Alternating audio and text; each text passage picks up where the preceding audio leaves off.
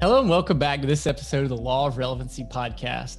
I'm Cord Zone. I'm your host. I'm the CEO of Bakemore Pies, a full-service marketing and advertising agency located here in the Tampa Bay area.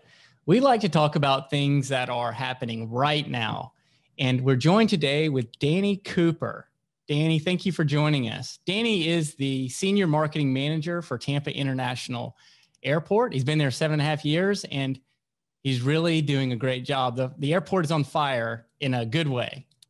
It's important to note that. Yeah, it's important to know that the airport in Tampa is recognized as a leader in the country. I mean, I think the experience of going through TIA is actually something people look forward to. Yeah, I think it's an experience that people look forward to as travelers.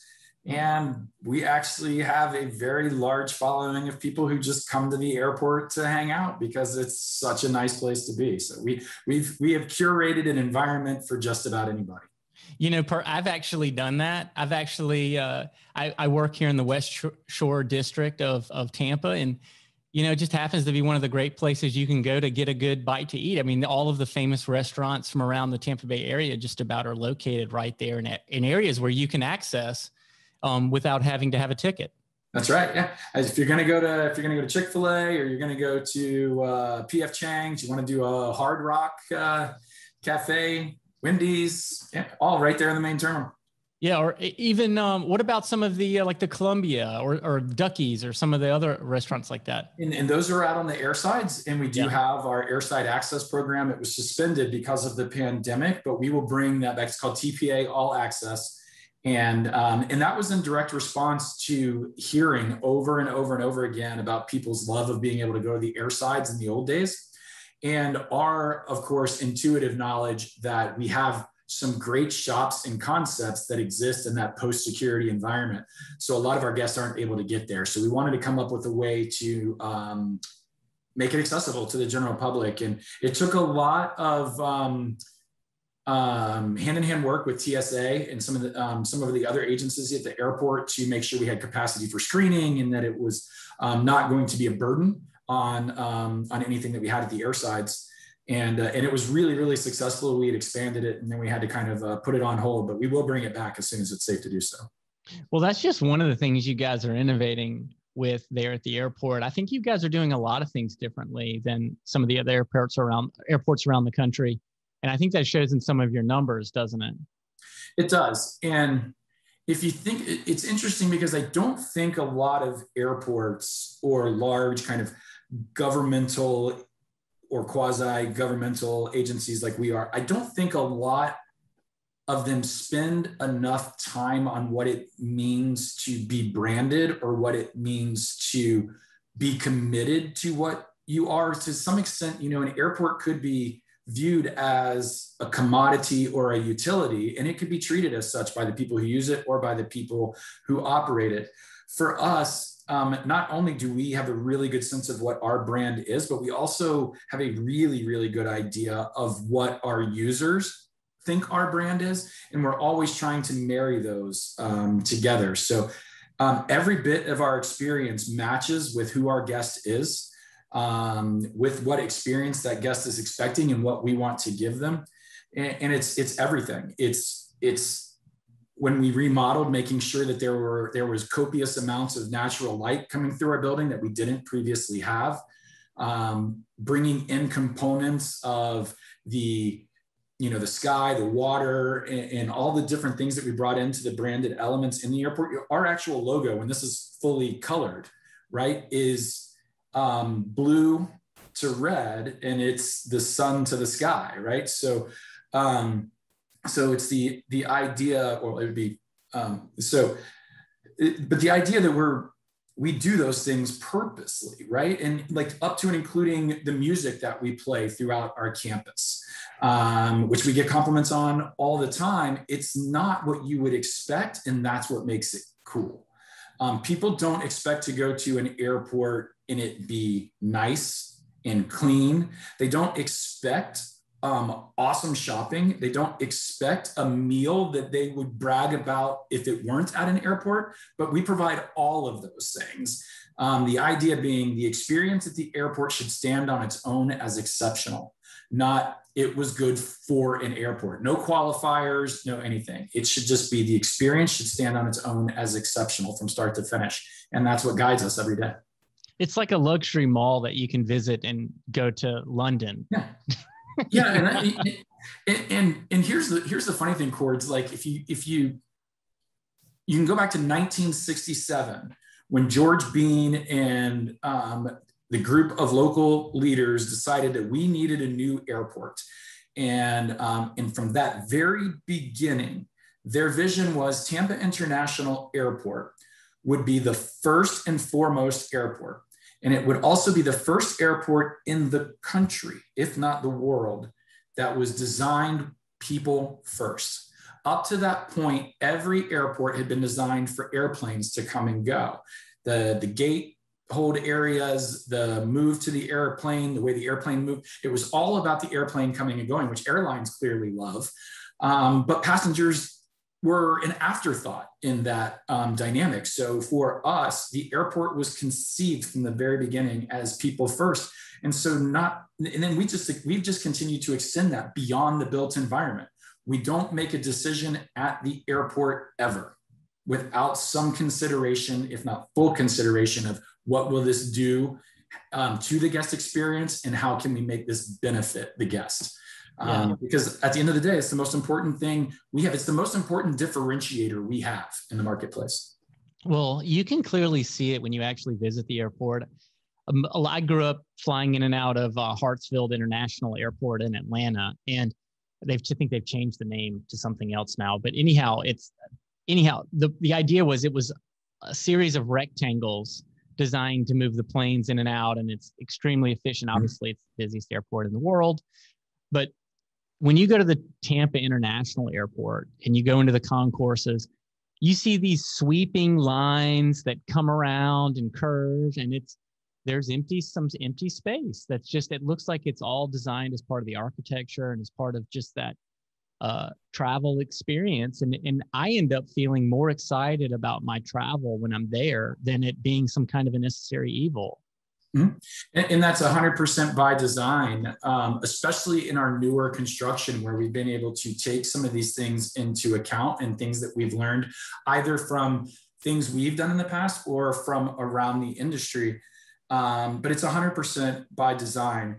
So one of our core values at the airport is obviously safety and security. And we think safety and security in a lot of different ways. But when we match that up with one of the things our guests value most at the airport, it's safety and security. And they value it slightly different. Of course, they expect TSA, they expect our airport police department, they expect all of those physical security measures, but there is a degree of emotional security that our guests feel from exactly what you were just saying. It's not crammed. There are open, sweeping spaces. You don't feel like you're going to get lost in a corner. You don't feel like you're going to get turned around and not being able to find your way around. So there is safety and security in this inherently stressful experience of going to an airport. We've removed a lot of that simply by really, really superior design and always thinking about how the guest will experience the space.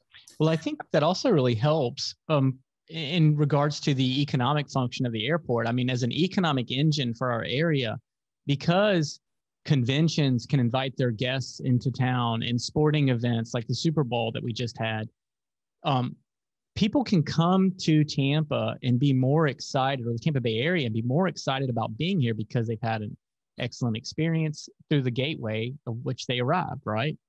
That is as accurate a statement as I could have made myself. That is, I mean, one huge part of our mission is to be the warm welcome and embrace upon arrival, in the thank you for visiting, we'll see you next time send off on your way out. And that understanding of what that part of our mission is one of the things that led us to being so hyper local with our programs as it relates to food, beverage, and retail. If you're a convention visitor and you have one of those packed conventions, and you're basically airport to convention to dinner to convention to dinner to airport, right, the next day, and you don't have a chance to explore our region the way that we hope you could, or the way that our leisure travelers have the opportunity to do, then the opportunity you have for that is at the airport, because you have to spend time coming and going there. So we were very purposeful about curating that experience to bring in all of those elements. So you might not be able to go to Colombia in Ybor City and get a 1905 salad in the original Cuban sandwich, but you can get the exact same thing at the airport. And that was a great vision of some of our leadership team 10 years ago when they came in and started talking about what does the next generation's Tampa International Airport look like. And it's been such a thrill to be a part of it. It's been a real thrill to see our community embraces the airport to an extent that you don't typically see. And we joke all the time, our airport has fans. Like our airport has fans, right? And when I tell people I work for the airport, locally, it's, the first thing people say is, oh my gosh, you work for the airport. I love our airport, right? So it's not like I love your airport. It's not like I love the airport. It's ours. There's a sense of ownership and pride. And they're real fans of the airport. And we take that responsibility seriously, and building the next generation's version of that was a heavy lift and was a lot of responsibility because people have been so proud of it already. But I think the response that we've gotten, that we did it right, that we brought the right things in, and we've really curated this experience that if you're a local or you're a visitor, you're just like, this is pretty incredible to have here in our market. Well, let's talk about some of those tactics. Like you gave one example with the food and beverage side.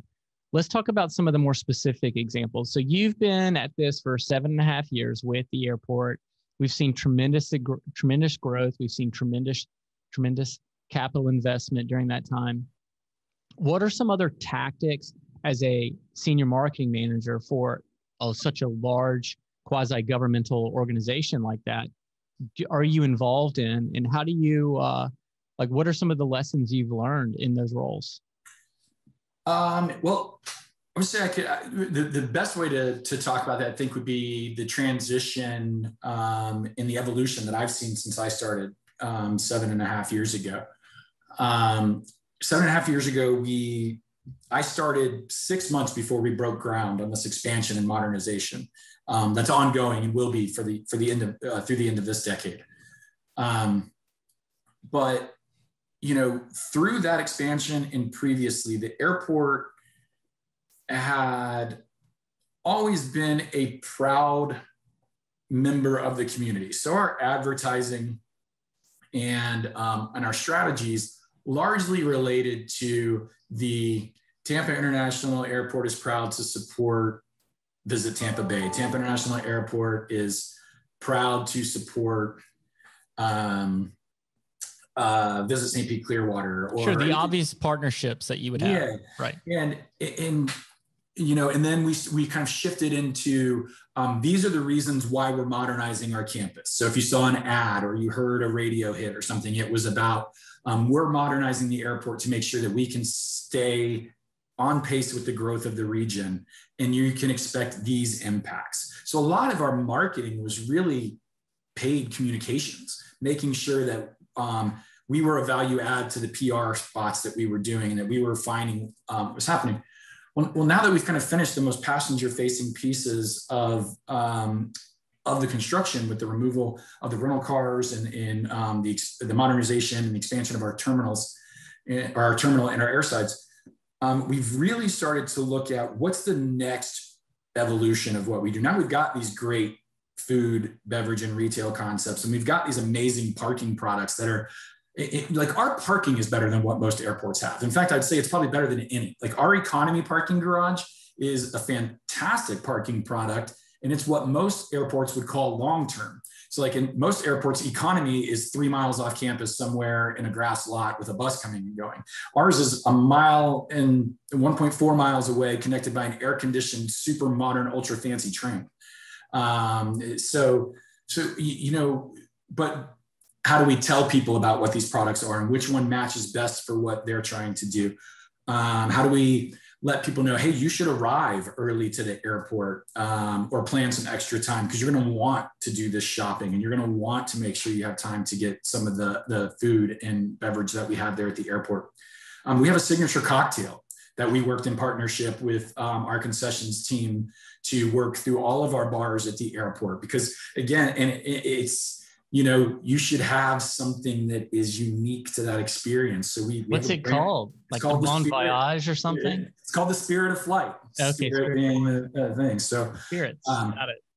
And so and then the next piece of it that we're getting more and more into now is understanding, where do people visit Florida from? Where are these guests departing, both in the United States as well as internationally?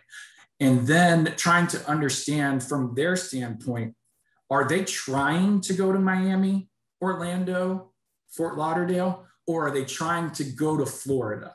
And they just know those places a little bit more than they know Tampa. A large majority of them are just trying to go to Florida. So we try to then reach out with digital marketing strategies and targeted strategies.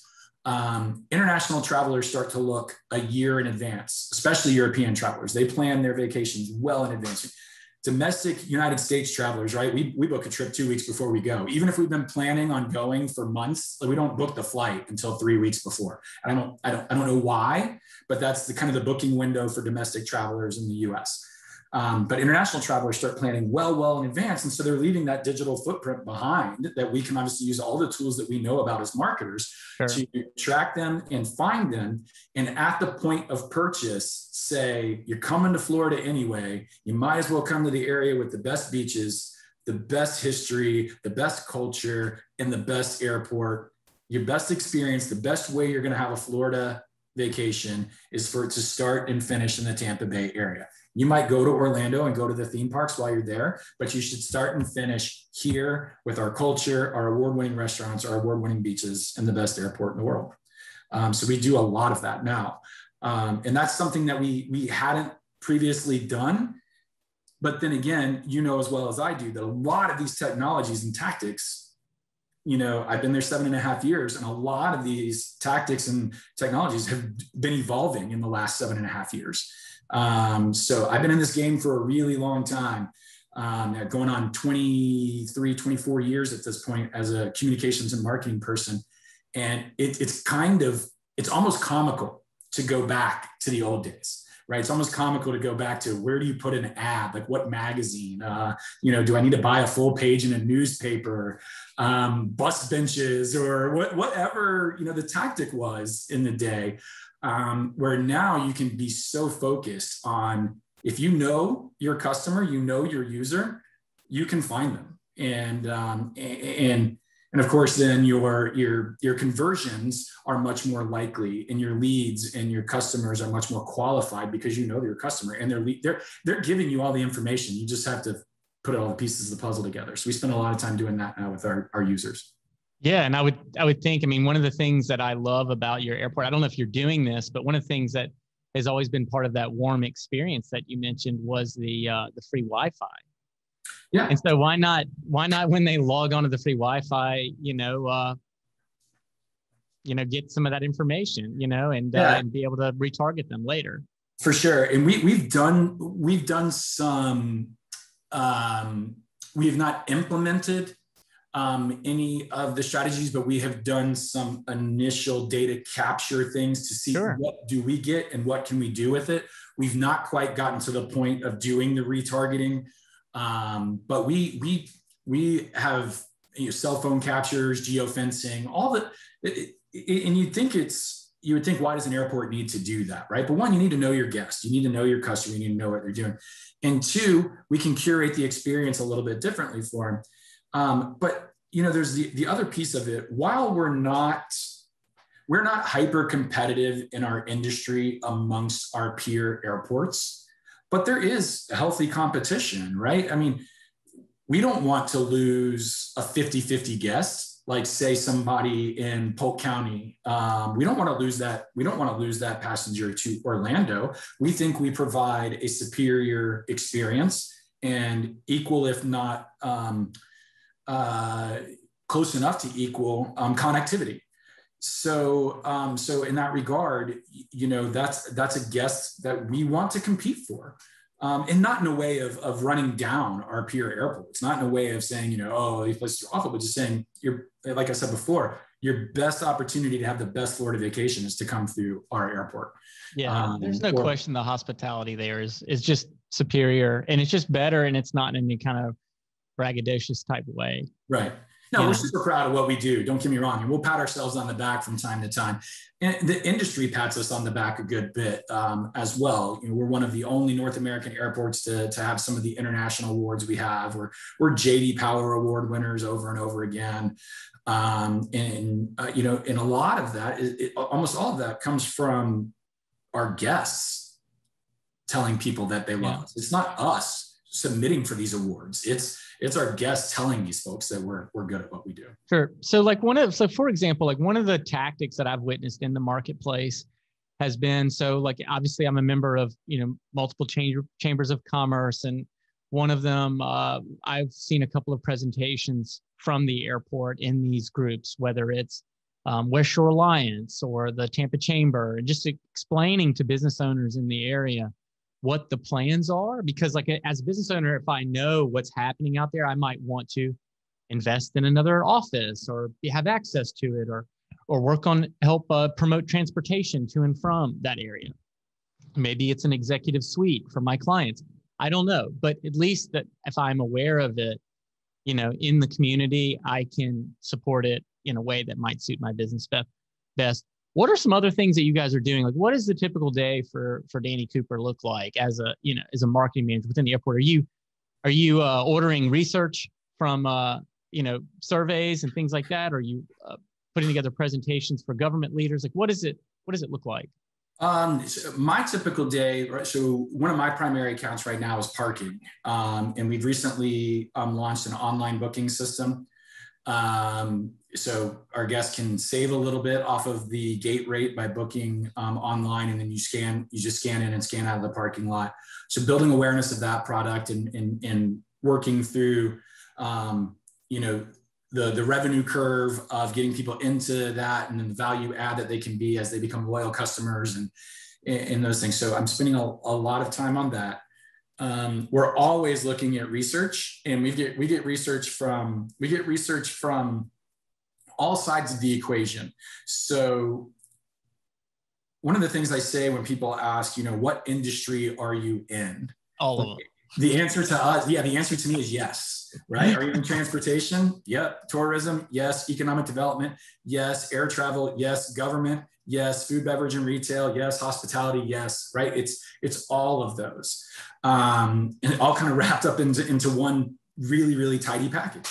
So we get research from all sides of that. We look at Visit Tampa Bay, Visit St. Pete, Clearwater, so all of our destination marketing organizations, we look at their macro level data.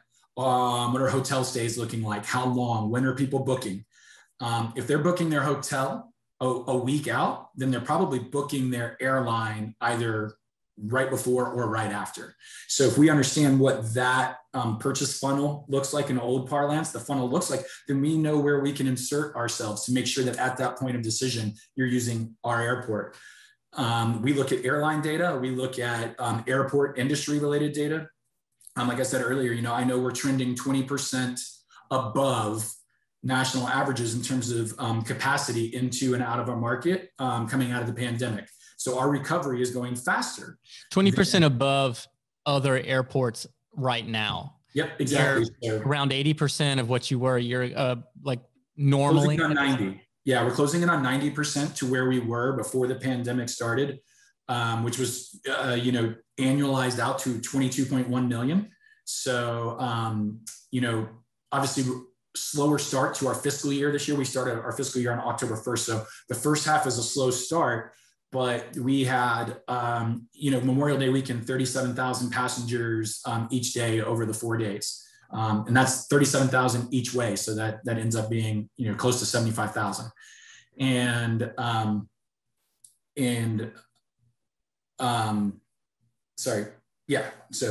But we are looking at now, if you annualize that and look at the number of seats, it's what we call capacity or loads.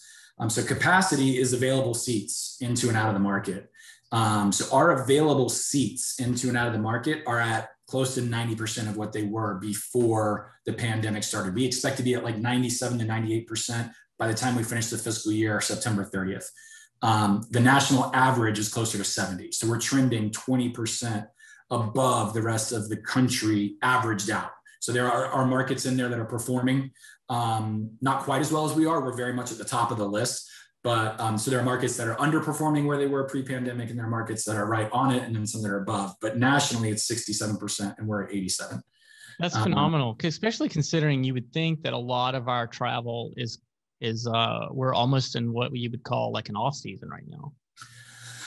Because of a lot of people want to come visit, at least adults. Kids want to come when they're out of school, but to go visit the theme parks and all of that. But I would imagine that there is an annual cycle to our business here through the airport. It is, because we're not a hub airport, as you were talking about. Atlanta. They do about the same amount of business every day. Now they're going to have some peaks and valleys in there, but they're pretty steady across because 80% of their 100 million passengers per year never go pre-security. So they're gate to gate in 42 minutes, get off one airplane and get on another one. We are an origination and destination airport. So 92% of our passengers are originating or destined for Tampa. We don't do a lot of transfer business. It's an 8% transfer business. So interestingly, I always like to say our Atlanta's O&D traffic is exactly the same as ours. So so the full 80% of their traffic doesn't go pre-security. And to get back to the original question, we are heavily seasonal and not as much as we used to be. And that is largely related to a more emerging business segment. So our business leisure mix used to be 30-70. So we were 70% leisure, 30% business. We're starting to see that business number creep closer to 35, sometimes into the 40s. And it's people choosing our market, either businesses that have a lot of travelers that are choosing our market for all the reasons that we know our market is attractive, or individual folks who can live anywhere but choose to live here because of the ease of use of our airport. So we're seeing a really large segment of that emerge as well. But we are still seasonal, and you're absolutely right. Summer for us is a heavy outbound timeframe, and the rest of the year when we are peaking, it's mostly inbound. So spring break for us is a almost, it's a huge inbound game for us. We don't have a lot of people. Like also the grand finale, like it's at the end of your season almost, right? Yeah, exactly. So we kind of summer, then the holidays, obviously we get a good mix of inbound and outbound. Spring break, huge inbound. Summer, bigger outbound. So we are seasonal. Our least busy month on average annually is September. Not surprising. Summer is over. Everybody's back in school. And our busiest month annually in normal times is March. And that's heavy inbound spring break traffic. Yeah. Well, very good. So what advice would you give to another communications marketing person listening to this who's maybe they're in the hospitality or restaurant business? Like, what are some things that you've done there at the airport or your team has done that you just feel has been part of the key to success?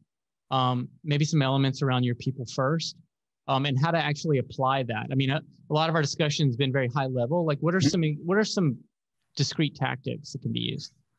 I think one of the things that we've done, and it's something so when I worked at USF, previous to the airport, and then when I came to the airport, at USF, University of South Florida. Yeah, so University of South Florida. Yeah. So when I was there, and I started in 2008, social media was really kind of emerging as a marketing thing, not just this fun thing to have your own profile, but it was kind of a marketing and communication tool. It was really emerging. And there was a hesitance, because we didn't know it, there was a hesitance to embrace things that you didn't create, right? So, and so over time, we kind of realized these are USF's, University of South Florida communities that have sprung up organically. How can we add value to that organic community, not try to stop it, not try to seize it and take it over, but in what ways can we engage that audience that is engaging in a way around you, and then how can you be a value add to that? And I would say we've done a lot of that at the airport over the last 6 or 7 years as we've really built out our social media presence. There were groups of fans, groups of plane enthusiasts, groups of people that just enjoyed talking about the process of air service development. We would have people out on social media channels know that a route was going to announce into Tampa before we did, because they were just mining for data out there. Well, so we just engaged them. Said, hey, like, why don't you be a part of a community with us? And then invite them out to the airport from time to time, give them a tour. People that love to take pictures of airplanes, let's not just relegate them to the 9th floor of the parking garage all the time. A couple times a year, let's load up our bus, give them a tour of the airfield, and let them take a picture of, kind of whatever they want. And in doing that, it's kind of funny because you're using this super massive social media tool to do hyper local, hyper focused audience development and engagement. Yeah. You've got, as you know, two different strategies, right? And my boss likes to say you got two ends of the spectrum. There's wide net in a shallow pool, and there's a deep net in a more narrow pool, right? So your broad digital social media things are casting a really wide net, and the folks that come in are engaged at a percentage level that's lower. Gotcha. Like one example, like that specifically with you guys that I participated in, was there was a 5K event at the airport, and our family, we loaded up, we got the T-shirt. It was really cool, and we had a great time. But it was neat because we actually ran on one of the runways on like a Saturday or Sunday when y'all weren't as busy, and it was really cool. And I can't imagine any other airports doing anything like that. Well, the ones that have are copying us. So there are some of them out there now, and there aren't very many like large commercial hub, commercial service airports that will do it. And it takes a lot of heavy lifting. For us, it's one way for a couple hours a year, we can bring a large amount of people out to their airport to enjoy it in a way they can't otherwise enjoy it. You're running on a runway. There's so much cool stuff about running on a runway. Like when you're blasting by the signs in your airplane, you don't realize how big those big numbers are. You don't realize like how big the painted numbers are at the end, and you don't realize how wide the runway is, or when you look at an aerial, you think the airport's pretty condensed. And our shortest runway at Tampa International Airport is 6,700 feet long, and that's well over a mile. Our longest runway is 12,000 feet. But when you're going 130, 140 miles per hour in an airplane, it seems pretty darn no, short. That is cool. But when you're at a walking pace or a running pace, suddenly you're like, man, I've been running for like 15 minutes and that's still way down there. So, and our airport's relatively small compared to like a Dallas Fort Worth or a Denver or even in Atlanta. But you go back to what you said about the Wi-Fi. It never would have occurred to us to charge somebody for something that we already have. Right? The Wi-Fi, like it's the infrastructure to provide Wi-Fi at the airport is already there. We use it as employees. So all we have to do is section off the non-secure and the secure side, and it's already there. So it never would have occurred to us to charge for something that we could give away. In